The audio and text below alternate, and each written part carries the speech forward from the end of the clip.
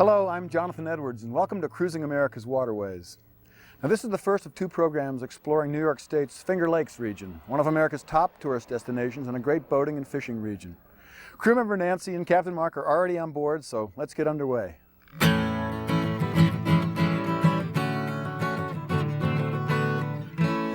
Every trip has to begin somewhere, and this is where we're going to begin ours. We're on the New York State Canal System's Cayuga Canal. We're about to walk through into Cayuga Lake, which is one of the Finger Lakes. Now, the Finger Lakes are a series of long, narrow, deep lakes that spread out across the land like fingers. In fact, in Native American folklore, they were known as the fingerprints of the Great Spirit. They're known internationally because they're phenomenally beautiful. There's wine that comes from there, and there's all kinds of things to see and people to meet along the way. I'm crew member Nancy, and along with Captain Mark and my favorite boating dog, Pearl, we are about to begin an adventure exploring one of the top American tourist attractions, the Finger Lakes. Seeing we don't have Jonathan to put the fenders out, I'll do it myself. We begin by locking through. It takes about 20 minutes to lift our boat 9 feet. We exit into the northern end of Cayuga Lake. Oh, a little breeze. A little breeze on your nose, Pearl. Is that good? Am I sitting the right way? Very happy. Our first stop is about halfway down the eastern shore. The village of Aurora is home to gigantic flocks of migrating geese, Wells College, as in Wells Fargo, and Mackenzie Childs Limited, an internationally recognized design and manufacturing firm that employs over 350 artisans in a converted 19th century dairy farm. It evolved mainly because our daughter wanted to go to boarding school to study classical ballet in London, and there was no hope of paying for it. And one day we just said, well, you know, maybe we should just make teacups. The opportunities in this country are just astounding compared to other countries. And it's just a question of, do we accept it? Sure. And So did your daughter actually go to ballet school? oh yes, until she was 16, from when she was 8. So she did follow that dream. That's Yeah. great. And now she works for us. Victoria, we've kind of gotten a little bit of information about how the operation got started, but now I've read things and it would indicate that you were just kind of fooling around one day. Well, I think that's how all great ideas come about, is when one is playing. Our designs are just they're kind of a reaction. We're kind of a rebel company, I think, in many ways, to resist this idea of protocol and fashion dictate. We're really saying we don't want to say this is the way you become beautiful, important, powerful, etc. We really want it to be that people are thrown up in the air and land on their own 2 feet. We really have to work at the whole idea of keeping the work very fresh and very painterly. Everyone's tendency is, if you say to someone, put polka dots on something, so they'll make them perfectly round and perfectly evenly spaced. It just seems to be what people naturally do. And so with our work is, you know, we want them to kind of go splot, splot, splot, splot, splot, splot, splot, and make it very active and very expressive. As people, we're not rigid and all lines aren't straight. You know, we're kind of bumpy and wiggly, and we want the work to reflect that. Yes. Okay. Victoria and Richard create the original designs. The company was founded in 1983, specializing in the creation of handcrafted Majolica dinnerware and accessories. This paint stopped in a moment in time. You know, that you actually feel the fact that this was wet paint once. It's not just like printed on like a print, and we like that quality. And the interesting thing is, a lot of times, both in the pottery and in the furniture, people will say, oh, well, you know, that squiggle's not quite all the same color from beginning to end, or it's not quite even. And the very thing that appeals to people is the very thing that they wonder, is it right? Is it right, or is this a mistake? And I think we like to be right on the fence, so that it's loose enough and happy enough and expresses that quality of life, but doesn't go to the sloppy end and doesn't go to the rigid end. And every person works very much as an individual, so there are variations depending on the person painting it. Sure. But the designs are consistent. They don't change the design. And they're also different on the inside, depending. Some of them are armoires, some of them are complete kitchens inside, some of them are desks inside. That's fantastic. And your laptop computer fits right in the little space there. That's wonderful. And this is all done just by your painting. Visitors can enjoy lunch at Happy Eating, which provides a setting and menu as fanciful as the Mackenzie Childs designed tableware. The original factory store grew too small for the many summer visitors. It never occurred to us to have a shop here or anything, and we just started planting the gardens and making it nice so that when we came, this was where everyone wanted to be. You don't come to work because you have to, you want to be there. Victoria and Richard's artworks share the joy, purity, love, and beauty found within the human spirit's wanderings through a world of infinite possibilities. Anywhere in the world, you can go right from here. You know? It's amazing. It really is. I think there's a TV series in this. Anywhere in the world from here? From here.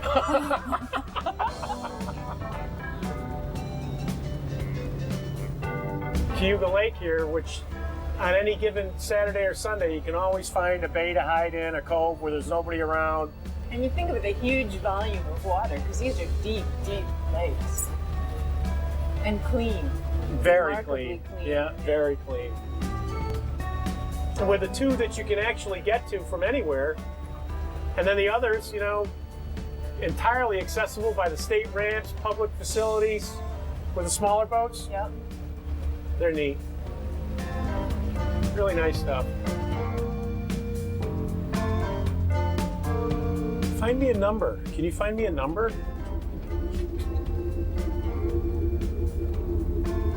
Huh. Oh, 26 is to the right of this post. In this. Oh yeah, no, I see See it. it? Right. Then that's the one we'll take, 26, 26? because you picked it. We're gonna take it. Good. And they said Probably we a could. big rock in there. You want this tied up? Oh, not too tight just yet. We have a fender or two to put out right here. That one there. Do you want another one up front? Yeah. Let me take that one. Okay. Jeez, where's Jonathan when you need him? He's got a lame excuse on tour. That's no good. Well, looks like we made it. We sure did. We had a nice smooth ride all the way down the length of Cayuga Lake to Ithaca, which is at the southern tip. And we're now in the Allen Treman State Park. Which, as I understand it, one of the largest inland marinas in the state. Almost 400 slips here. And a lot of them are full. They sure are. A lot of sailboats here. A lot of sailboats down here. There's a lot of deep water, some good breezes. Not today. Everything was nice and smooth for a nice casual ride south, right? And now we're going to go to some attractions in Ithaca. Meet some people, Meet some people. have some fun. Have some food. Okay. Within walking distance of our slip is the Hangar Theater, offering a summer season of live entertainment. This area spawned the phrase, Ithaca is gorgeous. And taken either way, it is. Nearby state parks take advantage of this unique geology. We made our way to the center of town. We are here in the very famous Moosewood restaurant in Ithaca. You know, didn't really have anything to do with mooses or woods. It's not easy to cook vegetarian food always and make it great tasting.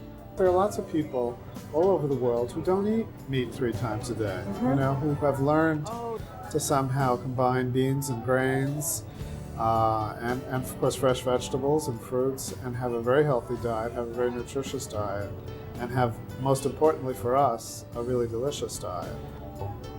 It's always exciting when you're traveling and you taste something you think, now what is that? Yeah. You know, because then you're intrigued. Yeah. Do you get to go in the kitchen and find out? It depends how aggressive you are and how friendly they are. Yeah. This is it. This A is run. game with that. Can you tilt this a little bit sideways? Yeah. A little of this? Yeah, you know, it's Aw, just he the was born blend. in the kitchen, Oh, wasn't I he? can see that. You don't want to get too aggressive because then Okay. it splashes. I You am a gotta- little aggressive too. I drive a boat the same way though. Do I Yeah, have a technique? yeah, I think you do. Should we put the tofu? Let's put the tofu in as well. Okay. Beautiful. So we're going to put some on. That looks doesn't it? It does. It looks wonderful.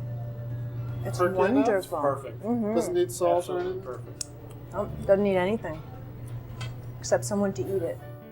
Cornell University was founded in 1868 as an institution that would prepare the nation's youth to serve in a broad range of professions with success and honor. Today, this Ivy League school serves over 20,000 students, some of whom are enrolled in the School of Hotel Administration. We're in the kitchen of the Statler Hotel at the Cornell campus, and we're going to find out how they make some of their very special delicacies, desserts in fact. That's what we're going to be doing here. We're gonna make raspberry tarts. It's a very summery, fresh dessert. We have our fresh Cornell raspberries. We just picked them today, approximately Outstanding. 2 hours ago. They're very fresh. Did you do that, Mike, or did you we, send somebody else? No, me and Chef Holleran actually went ourselves and grabbed the Cornell van and So ran out these there to are pick the them best up. of the best. Yep. No doubt about it. They don't get any better. Okay, the first thing we have to do is marinate them with some brandy for anywhere from an hour to 3 hours, or Pour it right on it. pour it right in there and toss them around. Ooh, smell that. So you do it like this? Yeah, there you go. Whoa. You got a spoon here if you're. There you go. He's a pro. Getting into that. Hit that man. We need to make the We're going to just go right in there. Yeah, but not Not first. yet. Okay. I have time to worry. All the flour and the sugar. And the sugar. Yes, sir. And just give it a on-off turn to get it mixed in there really well. That's good enough? That's, yep, just as long to mix it through. And then you can add in your butter. Oh, you just look like Put you one of know these what on you're it? doing here. I'm all over this. Yeah, okay, I think that's as good as it's going to get. Beautiful. Combine that a little bit. Oh, And we're okay. just going to pour the heavy cream in this little hole in the top. And it's going to help thicken this right up. I'll lose all That's a that. little bit better than He makes it look I've done a this little once or easier. twice before. There we go. Then right there's your Nice. tart dough. And what you do is you wrap this, you put it in the refrigerator, and Okay. for about an hour. We got our tart dough, we got our raspberries. All we need now is the custard center. No shells allowed. Do they in there. throw you enough for that one? If there's Yeah. shell in there? I don't know. I don't really like to eat shell myself. So then what we got here is we're just gonna dump this in here, whisk it all up together, chopped almonds with some confectioner sugar. Another, here I go. That's perfect there. That's good right there. So all we need now is the saute pan that's over there on the stove. What we have here is a fresh vanilla bean, and Wow. Cool, huh? some butter. Yep. And we're just gonna put that on the heat over there. Okay. Now this is a very unique recipe in that you just take the brown butter and you dump in literally the raw eggs, and it makes a custard glaze, and it works. So you're gonna just pour that in there and whisk it until it's smooth. Right in the pan. Right in the pan. We'll shut the heat off and we'll have a perfect glaze. You always start from the center out. And you can arrange these any way you want, but I'm a personal fan of the organization. Oh, That looks really Awesome. good. Oh, that's Wow. yeah, it's painting with the colors and the flavors. wow. Put that a little bit on top there. The flavor, and then we'll take a couple fresh raspberries. And there we go. Done deal.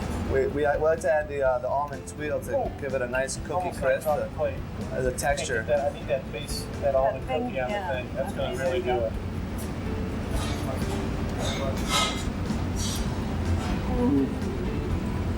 How is it?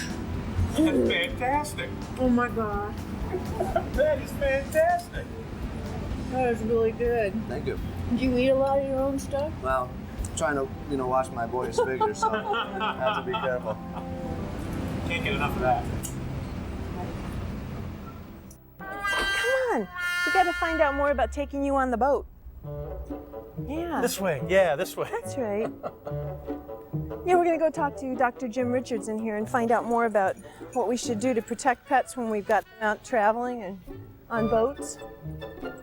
You know what I want to know? If this life vest that we purchased is going to do the job for Pearl. That really will take care of them. We're in the Cornell School of Veterinary Medicine, and we're with Dr. Jim Richards. He's going to talk to us a little bit about what we can do to make sure our pets are safe when we travel, especially when we travel on a boat. Do most dogs pretty much know how to swim? Well, actually they do, and cats as well. So Cats it's something too? that's innate to them. So it's not anything that we have to take our dogs or our cats for swimming lessons. They pretty much have this figured out on their own. Smarter than and we are in They're that smarter than regard. we are. They don't take any practice at all. So most of them are going to be able to at least survive for short distances should they get spilled over into the water. We picked up a little device that we wondered if it was of much use Did we waste our money?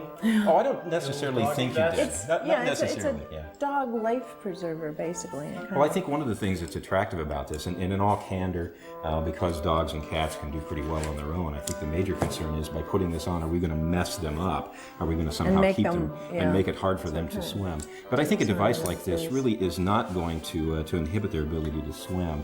And another nice feature about it is that there's this little thing up here that you can grab a hold of. And a slippery dog or a cat might be kind of difficult to get a hold of, and actually a cat that might be a little bit more panicked. Right. Might be a little bit harder, and I think you'd welcome some sort of a handle. Will pets get seasick? They can. Oh yeah, motion sickness is really a concern, and there are medications that can be helpful, very similar to the ones that we use. But I think when we think about how do we ourselves get accustomed to motion and how do we deal with seasickness, I think it's a gradual getting used to it. What about travel to foreign ports if we were going to go to Canada, for example? Anything we need to know? There certainly are requirements. There are requirements for that, and I think it's probably best. Those can be involved enough and unique enough that it's probably wise to check beforehand with a veterinarian to find out what kinds of requirements are necessary. So that's really very, very important. For, again, short cruises up and down a local stream, that's not a problem, but if we're going to be going into international waters, then that's a major concern. Just a quick word for cats. Traveling with cats on a watercraft, I think that the quick word would be don't. They in general don't like to travel very well anyway. I know there are going to be exceptions because some of your viewers are going to write me letters and they say, oh gosh, Dr. Richards, I have this cat that just loves to travel with me on a boat. So there can be some exceptions out there, but for the most part, cats would rather stay at home, thank you, go out and have a nice time on the boat, I'll see you when you get back. That's much more the feline way. Okay, so what I have to do? You want to get it? So, tell me what I need to do here. Mark and I decided to extend our boating expertise by visiting Cornell's crew for some instruction and, of course, some friendly competition. I think you guys will be okay. Just stay relaxed, keep a loose grip on the handles, put the blades in, try not to dig them way down underwater. Mark was paired with Rich in a two-person shell. They were first out to practice. I was in a 4-person shell, complete with coxswain. Turn that oar so it's flat. The other way. Whoop. Okay. There you go. After a little practice, I was ready for the big race. Okay, this is going to be the face-off of the century in boats, Mark versus Nancy. And as the two boats start out, it definitely looks like the two-man shell is heading out to a great start. Nancy is not doing a very good job of staying in sync with her crew members. Consequently, their boat is definitely falling behind. Mark's got a good rhythm going there. He is rowing for all he's worth. It looks like they are going to destroy the bigger crew. But what's happened here? Mark has lost his stroke, and the larger boat is pulling ahead. Nancy's boat is definitely in the lead here, and they've won the race. It's very difficult, and it's a whole lot of fun. It's a good workout, too. Crab reached up, grabbed the end of my oar. He told me they're in there. Okay. I crabbed out. This is Nico, who's the coxswain. Yep. And Lori. And Lori. And Andrush. And Crystal. Can we do a swinging? Yeah, I think the ringing swinging thing. On the count of 3. Ready? 1, 2. Woo!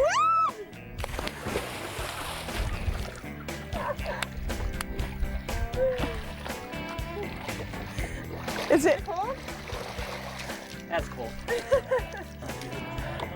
Hands on. The heads. Up. Shoulders. Split.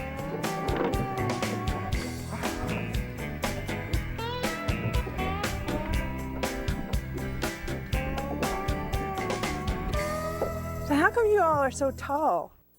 We spent the night at La Tourelle, one of the region's many beautiful and unusual accommodations.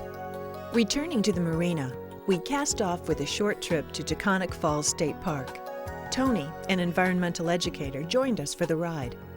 Captain Mark was surprised at the 80-foot depth approaching the park's dock. Well, we're up in Taughannock Gorge now, and this is one of the more spectacular gorges in the Finger Lakes. Beautiful. And the cliffs rise, about 300 feet or so here. Now, water, as we've been saying, has created and shaped this landscape in a number of different ways. Some of them obvious. We have the lakes here, but the lakes were created by the glaciers by digging out these ancient river valleys that then were dammed up by the glaciers and left these troughs that filled in. And waterfalls have eroded back into the hillsides over the thousands of years since the end of the Ice Age, maybe 10,000 years or so, and have eroded out these gullies that we call gorges or glens or gulfs or what have you, and leaving this spectacular landscape. New York State parks offer a range of amenities, often including hiking and biking trails, campgrounds, cooking, and recreational areas. Our next stop is a boater-friendly winery about a half-hour further north. This is really a nice facility they have for docking your boat here. This is a perfect dock. Was you Get the want me perfect to do, winery. Captain? Excuse me? Wow. How's that for? This is the way to spend an afternoon. This huh? is the only way to spend an afternoon. What a view. We're at the Goose Watch Winery on the west shore of Cayuga Lake, and we're going to find out more about why this is such a terrific winemaking region, and we're going to taste some wonderful wine. So we've just gone past the chestnut groves, where they grow their own chestnuts. I guess they can make chestnut stuffing, roast chestnuts by an open fire. Actually, you can buy chestnuts here. And we're headed up to the trout ponds, where they raise trout. Nancy and I are going to get a great opportunity to sample exactly what comes out of these ponds. Homegrown trout. New York State wines have, the reputation has improved over the years. What's the difference between a New York wine and a wine? They're much better. Okay.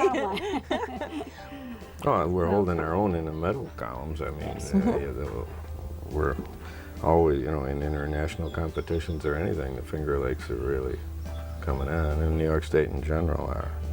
And the winemakers have gotten a lot more finesse. I mean, a dozen years ago, we were all fumbling around a little bit, but now everybody's on track. And maybe 15 years ago, it was hard to find a good wine. Now it's hard to find a bad one, maybe.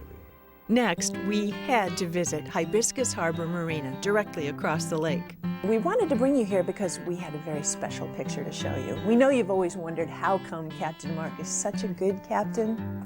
He started young.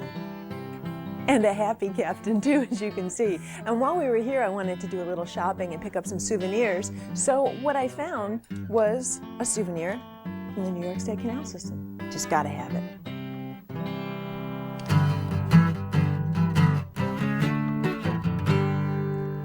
Well, we'll continue exploring New York's Finger Lakes next time. Thanks for traveling with us on Cruising America's Waterways. I'm Jonathan Edwards. See you soon.